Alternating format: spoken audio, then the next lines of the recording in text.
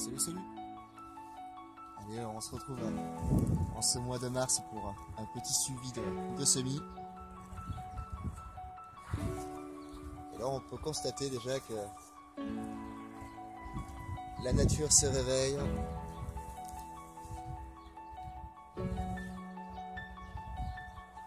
Que la belle coccinelle. Oh, les coquines! Voilà!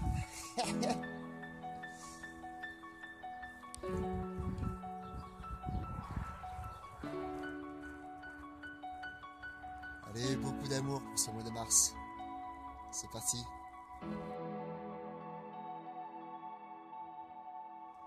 Allez, avant de vous amener dans la serre à semis pour voir l'évolution de ceci, je tenais à faire un petit clin d'œil à Fred Food Tomate pour sa vidéo de remerciement. Sympathique, tout comme le cadre.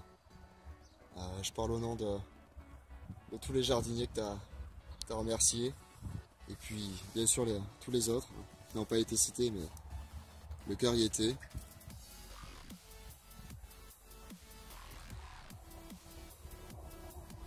Je pense que cette année, il y a suffisamment de partage à diffuser sur YouTube pour les plus néophytes d'entre nous. On y trouvera forcément notre bonheur. Je tenais aussi à remercier les abonnés et les youtubeurs pour leur nombreux partages. Je pense que ça fait pas mal avancer les choses.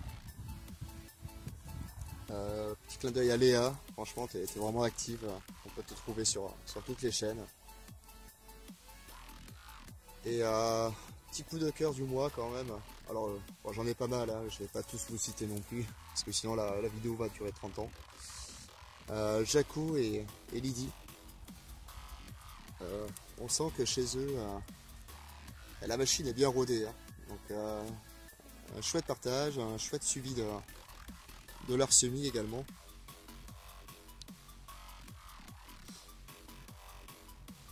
Et second coup de cœur, merci Fred d'avoir mis l'accent dessus. C'est le potager du bienheureux. Alors il s'est embarqué dans 10 000 projets. Et j'apprécie beaucoup sa spontanéité et son franc-parler.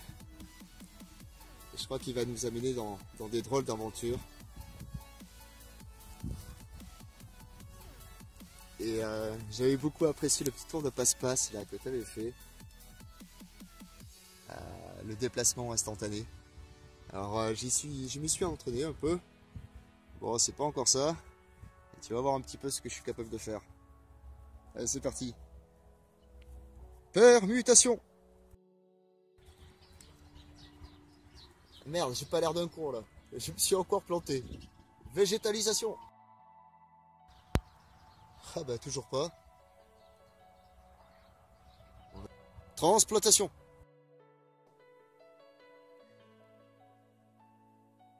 Bon allez, j'arrête mes conneries parce que je crois que je suis pas au point.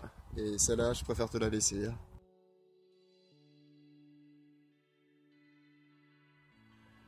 Seb, du jardinier au naturel. Je reviens sur les courgettes destinées à la semence. Donc, je t'avais fait un petit point de vue en janvier. Et écoute, fin mars, tu peux constater que elles ont toujours pas bougé. Alors pas que je sois pressé, mais je vais commencer à semer tout ce qui est cucurbitacé début avril. Je pense la première semaine du mois d'avril. Et donc là, comme tu peux constater, elles ont toujours pas bougé quoi. Donc limite, je pense que je peux les conserver comme ça pendant encore, je sais pas combien de temps. Mais en tout cas, elles bougent pas. Donc ce que je vais faire, c'est que je vais en ouvrir une. Je vais en ouvrir une en direct. Enfin en direct diffusé quoi. On m'aurait compris. Et qu'importe le résultat, on verra ce qui se cache dedans. En tout cas, je pense la technique, elle est vraiment bonne puisque de toute façon, naturellement, on fait ça avec les courges. Donc il va de soi qu'avec la courgette, c'est le même principe quoi. Donc je m'attaque à l'ouverture, je vais ouvrir la plus grosse et puis on va découvrir ce qui se cache à l'intérieur. Allez, c'est parti.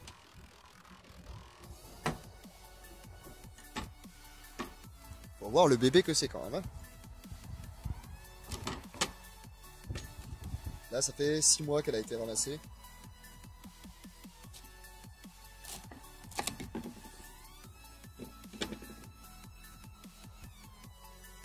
Et ça sent bon et tout, hein. Alors, à ce stade-là, apparemment, on peut les manger comme des courges, hein. Tu vas voir, c'est vraiment très très bien conservé là.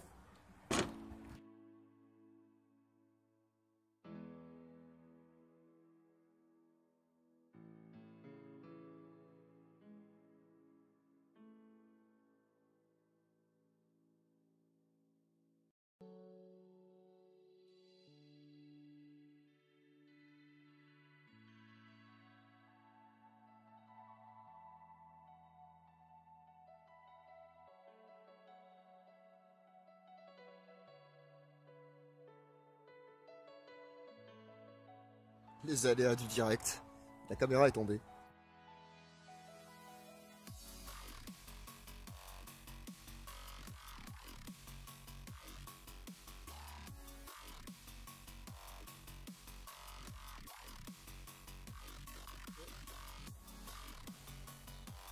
Allez, c'est parti.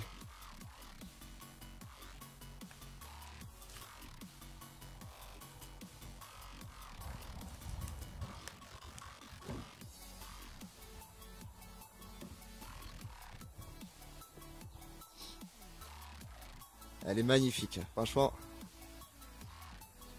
Et ça sent super bon, hein. Et dedans,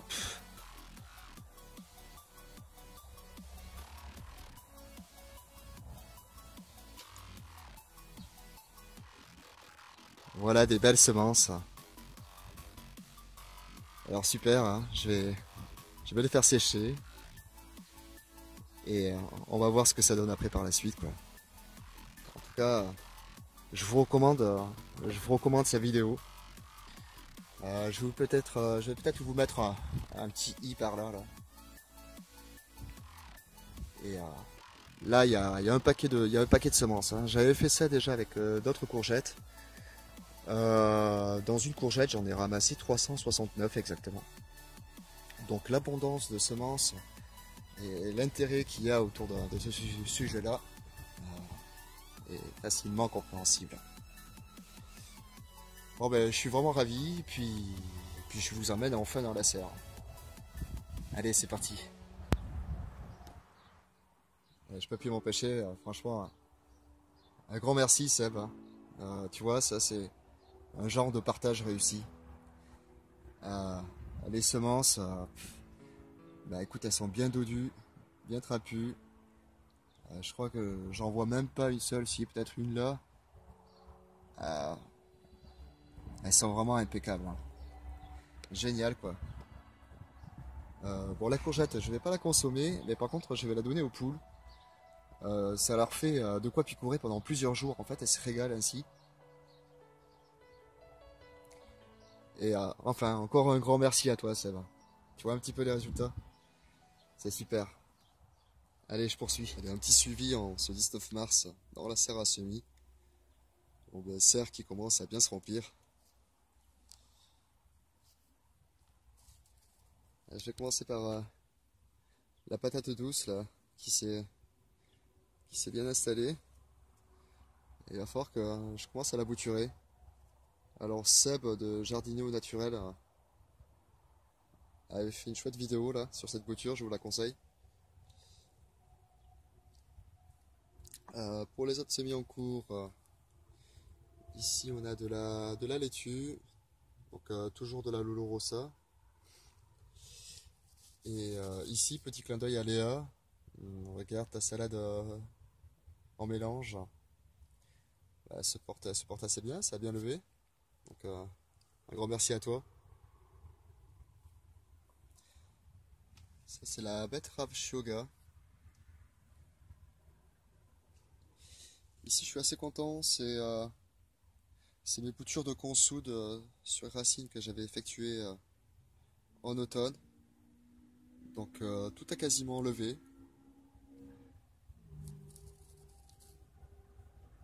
Ça me fait un bon stock tout ça. Ça c'est des plants que j'ai retirés dernièrement sur une zone que je suis en train de modifier. Donc il y avait des betteraves, ça c'est des noirs d'Égypte, qui étaient sortis spontanément. Et ça c'est du pavot que j'avais semé en automne. Et donc j'espère qu'ils vont tenir le coup.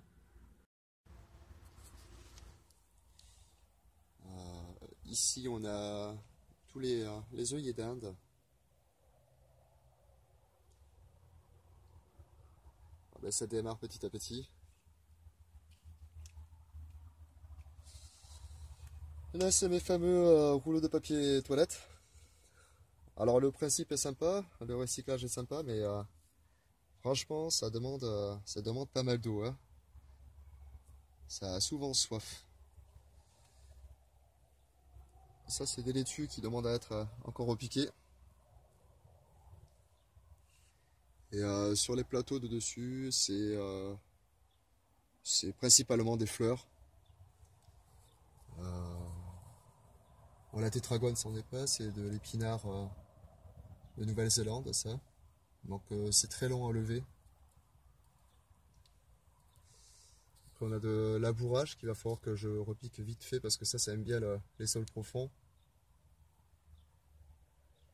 De la capucine, des soucis. Bah, il y a comme un souci, on va dire, hein. Les coquelicots. Normalement, c'est comme les pavots, je les sème en automne. Et là, je n'avais pas fait suffisamment et j'ai pas mal remué le jardin. Donc, je suis reparti sur des semis.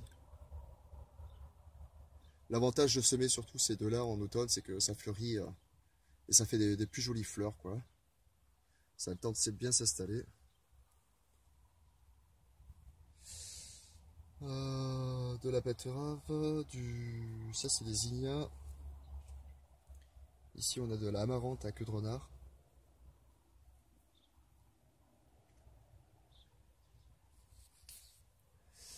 Alors des roses trémières, ça c'est la marguerite, la chrysanthème des prés.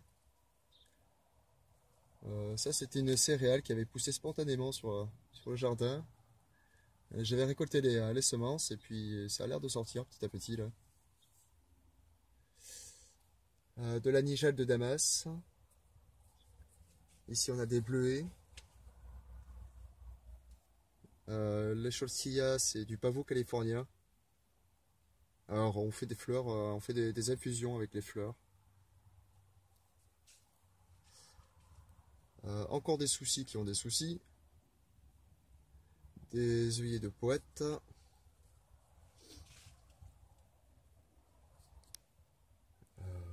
Quelques zinnias. Le giroflée odorante. Alors c'est une superbe fleur, mais franchement le semis est assez délicat à faire. Du cosmos. Le cosmos, je vais relancer un semis. Encore de l'amarante. De l'amarante à queue de renard et normalement ici de l'amarante à tête d'éléphant. C'est la première année que je la fais, puis on verra ce que ça donne. Un nouveau semis de poireaux d'été. Donc j'avais effectué celui-ci le même jour que Patrick du Jardin Février. Donc ça lève pas mal.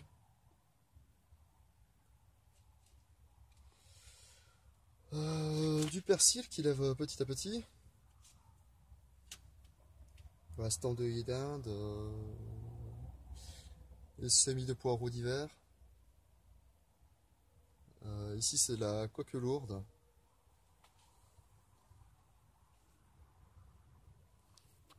Là c'est des laitues d'été. Alors c'est des laitues Justine qui résistent assez bien à la chaleur. Donc elles montent pas facilement en graines dès le premier coup de chaud, quoi.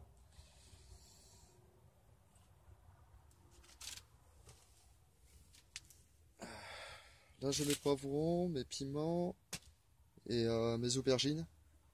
Enfin du moins en partie parce que je vais rester à la maison. Et j'en ai perdu déjà, j'en ai perdu une moitié hein, à peu près. Je sais pas trop ce qui se passe. Du jour au lendemain, ça se couche comme ça. Et puis ça se relève pas. Donc, je sais pas trop. Pour le reste, c'est assez bien portant. Ça, c'est mon second semis de tomates. Ça a l'air de bien partir. Je vous mettrai peut-être une liste de ce que j'ai semé.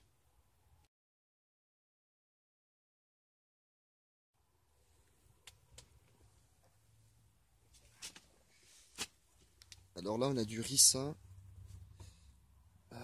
Le ricin, c'est très long aussi à lever. Ça fait vraiment, c'est des grosses graines et puis faut être patient, hein.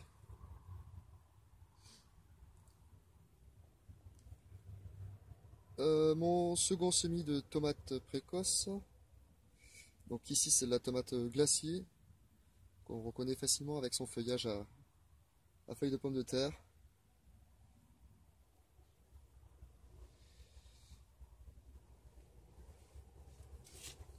Ça, c'est le premier semis de tomates que j'avais réalisé en janvier. Et le lendemain du rempotage, j'avais fait ça à l'extérieur, donc je pense que c'est pour ça que ça tirait la gueule comme ça. Je pense qu'il y a eu un choc de température. Et ce jour-là, il y avait un peu de vent également. Bon, ben, bien mal m'a pris de faire ça dehors, hein. Du moins, ça a l'air de repartir un peu là. C'était des tomates précoces et des tomates hâtives. Et ici, c'est le troisième semis de tomates que j'ai effectué.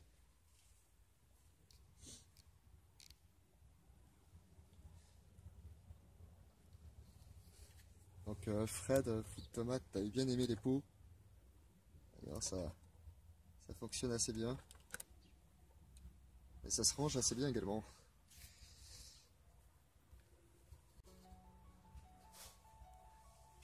Bon ben voilà pour ce tout petit tour de ma serre à semis et de l'évolution de cela en ce mois de mars.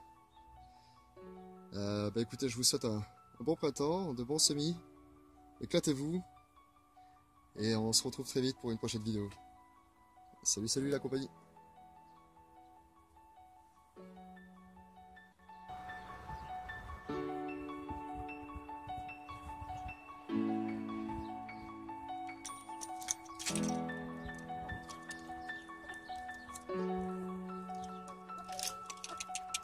Les cocottes.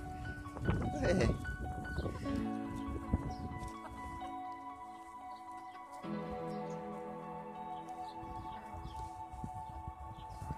Donc là, elles ont le temps de s'amuser pendant le moment.